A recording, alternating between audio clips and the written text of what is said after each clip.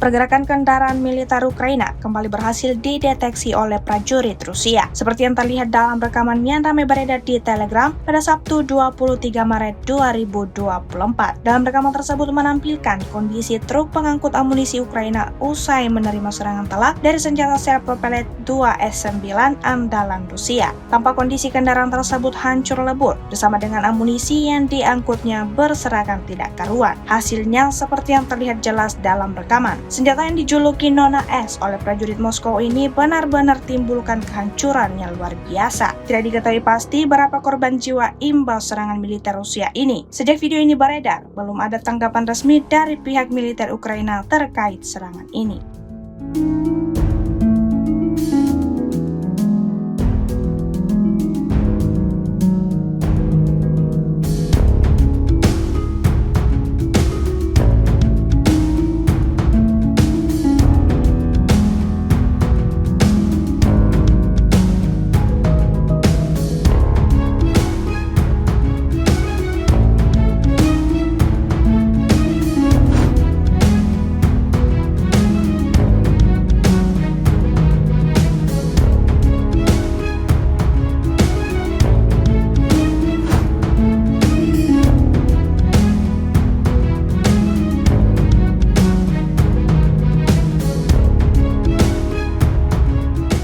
Download Tribun X sekarang, menghadirkan lokal menjadi Indonesia.